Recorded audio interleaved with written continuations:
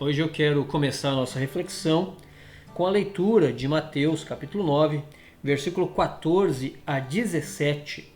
Nossa reflexão que tem uma pergunta, inicial como tema para nós. O que é jejuar? Então, Mateus, capítulo 9, verso 14 a 17, nos diz assim: Vieram depois os discípulos de João e lhes perguntaram: Por que jejuamos nós e os fariseus muitas vezes, e teus discípulos não jejuam? Respondeu-lhes Jesus: Podem acaso estar tristes os convidados para o casamento enquanto o noivo está com eles? Dias virão, contudo, em que lhes será tirado o noivo, e nesse dia hão de jejuar.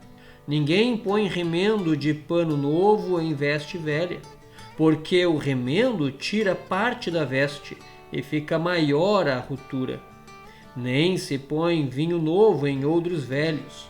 Do contrário, rompem-se os odres, derrama-se o vinho e os odres se perdem. Mas põe-se vinho novo em odres novos, e ambos se conservam. Vamos orar ao Senhor antes de darmos continuidade? Pai amado, nós te agradecemos por este momento em que iremos refletir sobre a Tua Palavra num tema tão importante da vida cristã piedosa, que é o jejuar. Nós te pedimos, ó Deus, que o Senhor esteja nos conduzindo em toda essa reflexão, para que nós possamos compreender qual é a Tua vontade para cada um de nós. Em nome de Cristo Jesus que nós oramos e suplicamos. Amém. Bom, ao falarmos do jejum, a gente pode afirmar que não é clara a origem mais antiga dessa prática.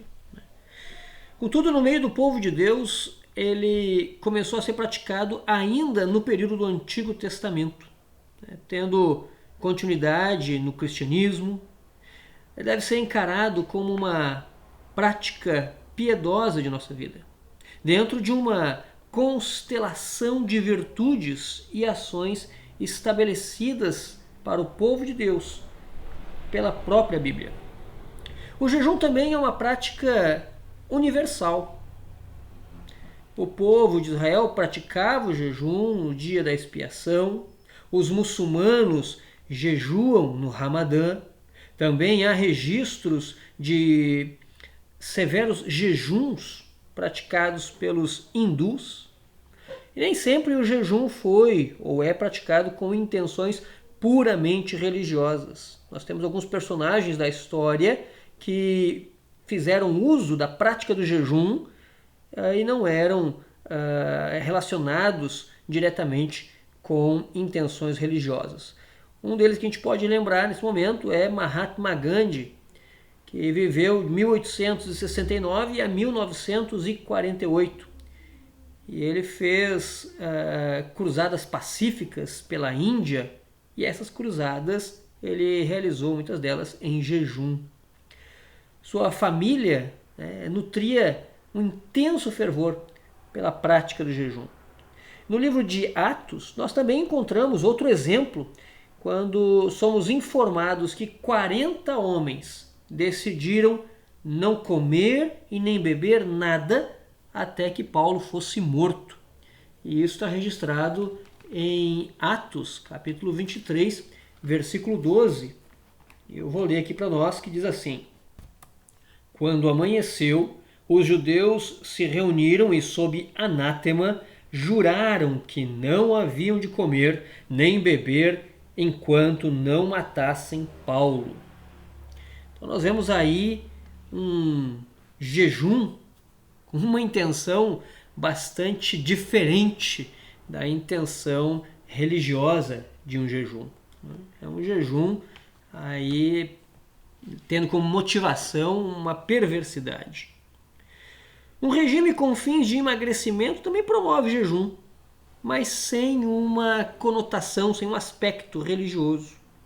E a gente não pode deixar de lado também que há muitas vezes a necessidade do jejum para alguns exames médicos, que também não tem uma conotação religiosa.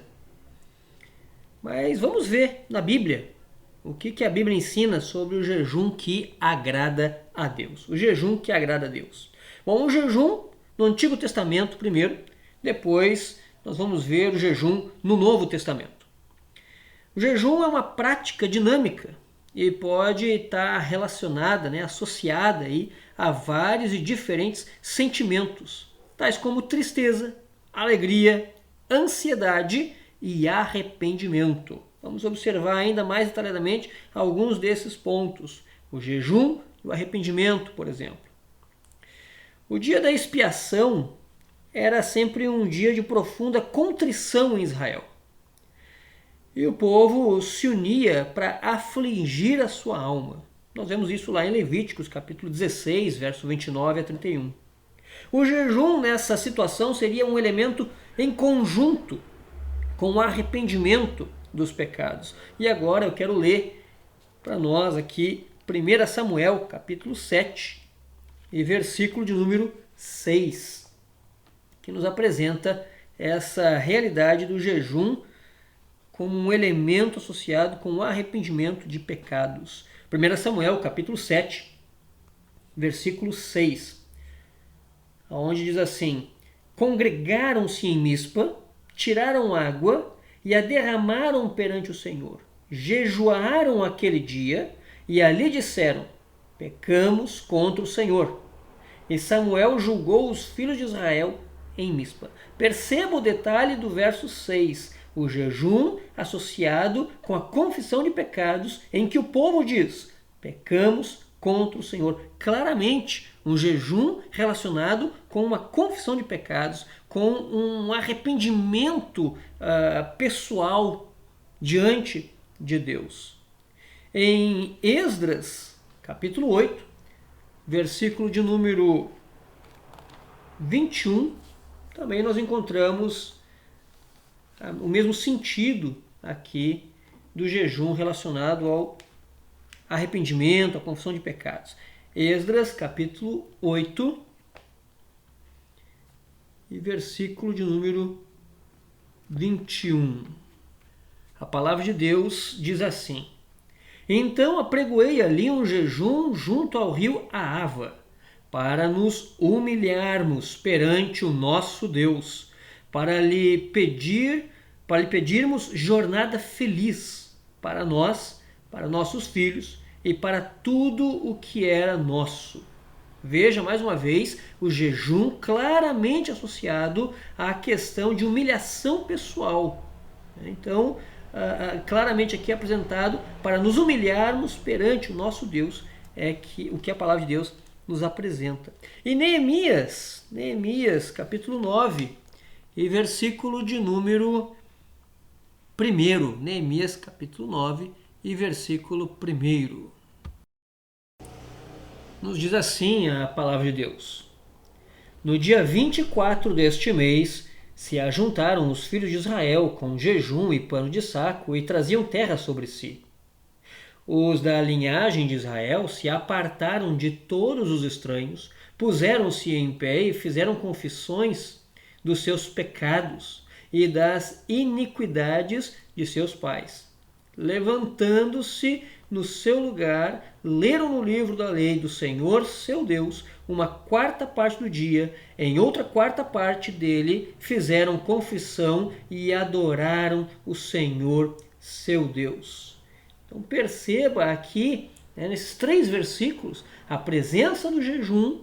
No versículo 1, jejuaram e colocaram pano de saco e traziam terra sobre si. Essa é uma manifestação de grande tristeza, de grande comoção interna. É colocado também a questão de fazer confissão dos seus pecados, no verso 2, fizeram confissão dos seus pecados e das iniquidades de toda uma geração. E no versículo 3, aqui claramente também falando sobre a leitura do livro da lei do Senhor, seu Deus. Passaram ali um longo período observando a palavra de Deus. Então nós encontramos a prática do jejum aqui no Antigo Testamento, conforme nós estamos destacando, relacionado primeiramente com uma atitude de arrependimento pessoal. O jejum é um esvaziamento de si diante de Deus. O jejum, ele traz consigo a compreensão, no caso do jejum bíblico, o jejum que agrada a Deus, ele traz consigo a compreensão de que nós precisamos nos arrepender dos nossos pecados. É um esvaziamento de si mesmo. É uma atitude de humildade, uma atitude de comoção interna diante do Senhor. É quando nós observamos as nossas faltas e queremos apresentar a Deus, diante das nossas faltas, o quanto nós estamos conturbados com as nossas faltas, o quanto nós estamos insatisfeitos pelas nossas próprias falhas e nós nos arrependemos delas e então nos colocamos diante do Senhor. O jejum, o arrependimento, aí é uma das maneiras de se observar o jejum no Antigo Testamento. Em 2 Samuel, capítulo 12, 2 Samuel, capítulo 12, nós encontramos a situação de Davi. Capítulo 12, versículo 14. A palavra de Deus diz assim: Mas posto que com isto deste motivo a que blasfemassem os inimigos do Senhor, também o filho que te nasceu morrerá. Aqui está tratando a respeito do filho de Davi com Batseba, o filho que morreu, né? E que Deus está colocando aqui abertamente que ele vai morrer por causa dessa questão toda que Davi havia feito, desse pecado horrendo que Davi havia cometido. Então Natã foi para sua casa e o verso 15 diz: E o Senhor feriu a criança, que a mulher de Urias dera à luz a Davi. E a criança adoeceu gravemente. Buscou Davi a Deus pela criança. Jejuou Davi. E vindo, passou a noite prostrado em terra. Veja mais uma vez a associação do jejum com a comoção interna, com o arrependimento, com a busca da misericórdia de Deus. Então os anciãos da sua casa, diz o verso 17, estou em 2 Samuel, capítulo 12, verso 17. Então os anciãos da sua casa se achegaram a ele para o levantar da terra. Porém, ele não quis e não comeu com eles. Aí, versículo 17. A história se desenvolve mostrando então que Davi, ele reconhece o seu pecado, ele se coloca diante de Deus, buscando a misericórdia de Deus, ele jejua com essa motivação, ele está extremamente mexido por dentro diante do que está acontecendo na história da vida dele. Ele se volta para Deus arrependido, suplicando a misericórdia, a graça de Deus e associado a isso o jejum. Então o afligir da alma e o jejum andam conjunto. Porém nós vamos ver no Novo Testamento depois que alguns acabavam revelando esse afligir da alma através do deixar de cuidar de si mesmo e aparecer aos que pudessem ver que eles jejuavam. E esse não é o jejum que agrada a Deus. O jejum que agrada a Deus não é para aparecer às pessoas, não é para que a gente esteja conturbado por dentro e visível às pessoas. Não, é diante de Deus. É diante de Deus. Então, em 2 Samuel capítulo 12, ainda versículo 22, nós vemos uma resposta muito interessante de Davi. Ele diz assim: Vivendo ainda a criança, jejuei e chorei, porque dizia: Quem sabe se o Senhor se compadecerá de mim e continuará viva a criança. Porém agora que é morta, por que jejuaria eu? Diz o verso 23. Poderei eu fazê-la voltar? Eu irei a ela, porém ela não voltará para mim. Quer dizer, Davi está dizendo que ele vai morrer, vai chegar o dia dele morrer e ele vai então se encontrar, né? Vai até ao filho falecido, vamos dizer assim, mas o filho não vai voltar à vida, não retornará a vida para junto com Davi. Então Davi, ele jejua enquanto há esperança. A partir do momento que a criança morreu, ele já não jejua mais. Ele jejua em busca da misericórdia, da compaixão, do compadecer-se de Deus na situação dele.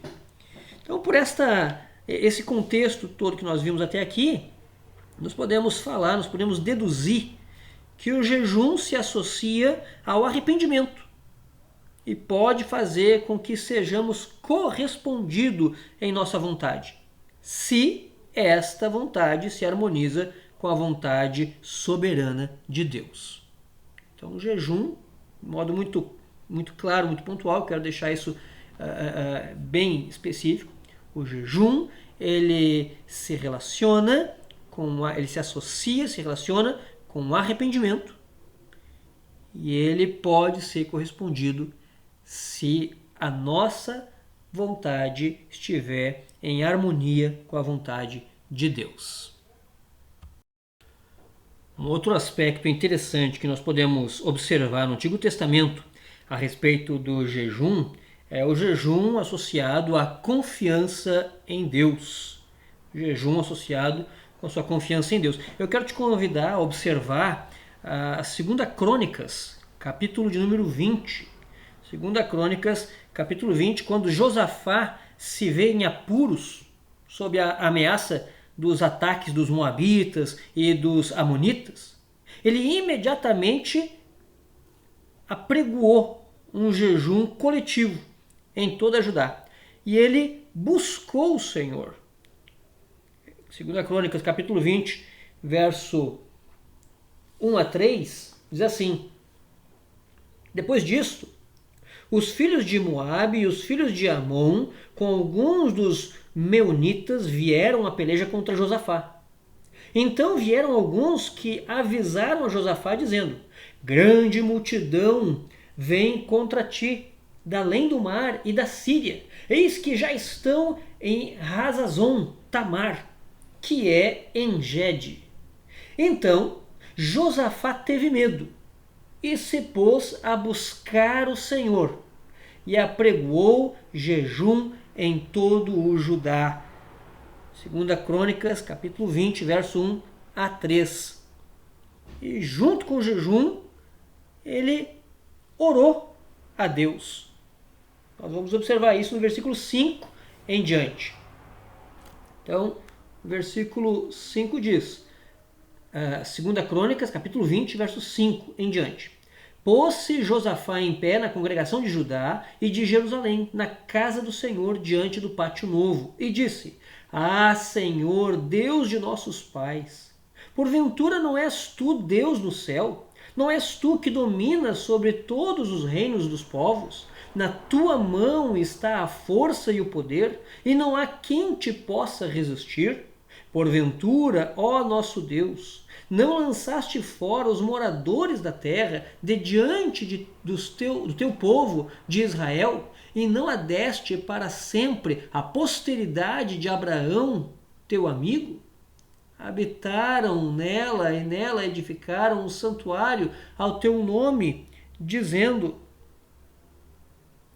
Se algum mal nos sobrevier, espada por castigo, peste ou fome, nós nos apresentaremos diante desta casa e diante de ti, pois o teu nome está nesta casa, e clamaremos a ti na nossa angústia, e tu nos ouvirás e livrarás. Agora, pois, eis que os filhos de Amon e de Moabe e os do monte Seir, cujas terras não permitiste a Israel invadir, quando vinham da terra do Egito, mas deles se desviaram e não os destruíram, eis que nos dão o pago, vindo para lançar-nos fora da tua possessão, que nos deste em herança. Ah, nosso Deus, acaso não executarás tu o teu julgamento contra eles? Porque em nós não há força para resistirmos a essa grande multidão que vem contra nós, e não sabemos nós o que fazer. Porém, os nossos olhos estão postos em ti. Todo Judá estava em pé diante do Senhor, como também as suas crianças, as suas mulheres e os seus filhos. Então nós vemos aí Josafá colocando, né, duas questões em conjunto: o jejum e a sua oração de busca por direção ao Senhor, direção do Senhor. O jejum e a expressão da sua confiança em Deus, de que Deus há de dar direcionamento, de que Deus há de dar o rumo certo para resolver essa situação que ele se encontrava, uma situação de grande risco, de grande ameaça. Nós vemos, ainda que na sequência do texto, Deus os ouviu e derrotou os inimigos de Judá. No versículo 14 ao versículo 30, nós temos o registro de que Deus derrotou os inimigos de Judá, ouvindo a oração, atendendo ao jejum. Vemos então o jejum associado agora não apenas a uma questão de arrependimento, mas uma questão de confiança em Deus. Uma questão de buscar e depender da direção de Deus. Como quem diz, eu estou mexido por dentro, estou consternado por dentro, preciso da direção do Senhor. Há uma outra ocasião muito interessante também no Antigo Testamento que está associado o jejum com a confiança em Deus. E agora eu te convido a dar uma olhada no livro de Esther, capítulo de número 4. Esther, capítulo de número 4. Essa outra ocasião é quando Ramã armou uma estratégia para promover a morte de vários judeus. Por causa do seu ódio contra Mordecai, ele resolve matar e acabar com os judeus. O povo foi instruído por Esther, nesse momento, a realizar um jejum por 3 dias a favor de Esther, a fim de que ela alcançasse a graça divina ao falar com o rei e intercedendo pelo povo judeu. Então nós vamos observar agora Esther, capítulo 4, versículo 16. Depois, capítulo 9, verso 25. Esther, capítulo 4, verso 16. A palavra de Deus diz assim: vai, ajunta a todos os judeus que se acham em Suzã e jejuai por mim. E não comais nem bebais por 3 dias, nem de noite nem de dia. Eu e as minhas servas também jejuaremos. Depois irei ter com o rei, ainda que é contra a lei. Se perecer, pereci. Então se foi Mordecai e tudo fez segundo Esther lhe havia ordenado. Então, nós vemos aqui Esther dando orientação para que fosse avisado aos judeus que jejuassem em favor dela, para que ela alcançasse favor diante do rei em intercessão a favor dos judeus.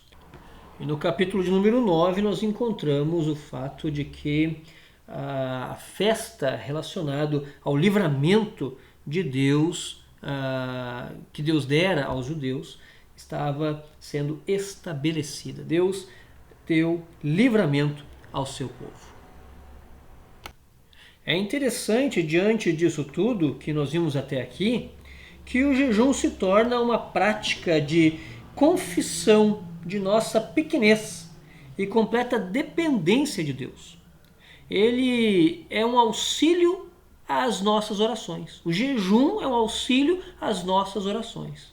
Quando o crente fica sem fome por tanto buscar a presença de Deus, seja em súplicas ou em arrependimento de pecados, ele está dando prova de que sua concentração está totalmente focada em Deus e, consequentemente, desfocada deste mundo e de seus prazeres. O jejum sempre é uma renúncia ao lazer, uma busca de Deus, é uma fome por Deus. Inclusive, há um livro muito bom sobre o jejum, que tem como título Fome por Deus. É da editora Cultura Cristã e é do autor John Piper, que trata também dessa questão, fome de Deus. Observamos agora um terceiro e último aspecto do jejum para a nossa reflexão de hoje, o jejum e a vida santa. O jejum é uma prática aprovada por Deus, aceita por Ele. Obviamente, a prática em si não carrega nenhuma virtude inerente. A virtude e a sinceridade devem estar no coração, enquanto o jejum se torna uma representação do estado interior do crente. Vamos observar o que diz o salmista Davi, no Salmo 63, já no seu primeiro versículo. O Salmo de Davi, quando no deserto de Judá, Salmo 63, verso 1, ele diz assim: Ó Deus, Tu és o meu Deus forte, eu te busco ansiosamente, a minha alma tem sede de Ti. Meu corpo te almeja como terra árida, exausta, sem água. Você consegue perceber a intensidade que Davi coloca nas suas palavras? A intensidade do desejo por Deus, a ansiosidade, o desejo ao ponto de colocar a sede da sua alma. Como terra árida e exausta, sem água, ele almeja por Deus. É uma expressão intensa do desejo por Deus. Então, o jejum em si, a prática de ficar sem se alimentar, ela não traz uma conotação espiritual em si só. Ela é acompanhada de outras práticas, de outro comportamento, que é o comportamento interno do coração, o desejo por Deus, a fome de Deus. Em Isaías capítulo 58, nós vamos abrir agora aqui, Isaías capítulo 58, nós vemos os nossos irmãos do passado tomando uma atitude um tanto quanto complicada. Com toda prática piedosa, o jejum ele pode infelizmente se tornar numa mera superstição ritualística. A prática do jejum também recebe advertências. Então houve um momento em que Israel imaginava que a pura e simples prática do jejum, ficar sem comer, já garantia automaticamente a aprovação de Deus pelas suas vidas. Ou seja, alguns pensavam que, conquanto estivessem em jejum, poderiam deixar de praticar a justiça, por exemplo. Observe na sua Bíblia Isaías capítulo 58, versículo 4 e versículo 5. Diz assim: Eis que jejuais para contendas e rixas, e para ferirdes com punho iníquo, jejuando assim como hoje, não se fará ouvir a vossa voz no alto. Seria este o jejum escolhido, que o homem um dia aflige a sua alma, incline a sua cabeça como o junco, e estenda debaixo de si pano de saco e cinza? Chamarias tu isto de jejum e dia aceitável ao Senhor? Veja a exortação dita aos nossos irmãos do passado. Eles praticaram o jejum, em momentos praticaram o jejum, no entanto, o seu comportamento estava completamente fora, desregrado em relação aos princípios da palavra de Deus. Aliás, isso é uma característica muito forte do livro de Isaías. Os nossos irmãos do passado mostrando um comportamento de aparência, simplesmente. E o mesmo acontecia com a oração. Eles multiplicavam as reuniões de oração, mas não atendiam o órfão, a viúva e o necessitado. Capítulo 1 e capítulo 2 de Isaías nós vemos isso. Como também aqui em Isaías 58, agora nós estamos vendo o jejum. Praticavam o jejum, no entanto, a prática de vida diária estava longe de ser um modelo de vida temente a Deus. Observe, no mesmo capítulo 58, o verso 6 e 7. Diz assim a palavra de Deus: porventura não é este o jejum que escolhi? Que soltes as ligaduras da impiedade, desfaças as ataduras da servidão, deixes livres os oprimidos e despedaces todo o jugo? Porventura não é também que repartas o teu pão com o faminto e recolhas em casa o pobre desabrigados? E se vires o nu, cubras e não te esconda do teu semelhante? Veja que o próprio Senhor, aqui através do profeta, ele coloca a questão de comportamentos, de atitudes que devem estar associadas ao jejum, que devem caminhar juntamente com a prática do jejum. O jejum, individualmente, não traz conotação de vida espiritual. Seria semelhante ao imaginarmos aqui que para nós termos uma vida espiritual elevada, nós teríamos que subir ao monte e ficarmos lá 40 dias em oração. Enquanto que a palavra de Deus nos mostra que a vida de santidade, a vida de servos de Deus é vivida no meio do povo, no meio das pessoas, entre as pessoas. Assim também o jejum, ele não é isolado. O jejum ele está associado a um conjunto de comportamentos, a um modo de agir aprovado também por Deus. Então Deus chama de jejum a prática de misericórdia, a de obediência à sua palavra, porque o jejum é exatamente isso, deixar de praticar a própria vontade para se deleitar na vontade de Deus. É negar a si mesmo para resgatar o oprimido e ajudar o necessitado. É interessante essa colocação a respeito do jejum para nossa reflexão. E nós hoje vamos ficando por aqui. Nós vimos hoje uma introdução a respeito do jejum, observamos que não somente o povo de Deus faz jejum, mas também outras pessoas, outros grupos fazem a prática do jejum. Vimos também o jejum no Antigo Testamento, jejum associado ao arrependimento, jejum associado à confiança em Deus e jejum associado à vida santa. Na verdade, todos esses três aspectos, arrependimento, confiança em Deus e vida santa, devem caminhar juntamente com a prática do jejum. Simplesmente deixar de comer não é praticar o jejum bíblico. Meu desejo é que Deus te abençoe ricamente em nome de Jesus e que cresçamos juntos em conhecimento e graça da palavra de Deus. Vamos orar? Pai amado, nós te agradecemos imensamente por esse momento que nos permitiu estarmos juntos e assim refletirmos sobre um assunto, sobre um tema tão importante que é a prática do jejum. Nós te agradecemos e nós te suplicamos que esta reflexão fique gravada em nosso coração e que possamos exercê-la no nosso dia a dia, na nossa vida devocional, que ela não seja algo esporádico, algo extraordinário na nossa vida, mas que seja algo rotineiro. Em nome de Jesus, nós te suplicamos ajuda para isso. Amém. Fique com Deus e até o nosso próximo Momento Teológico.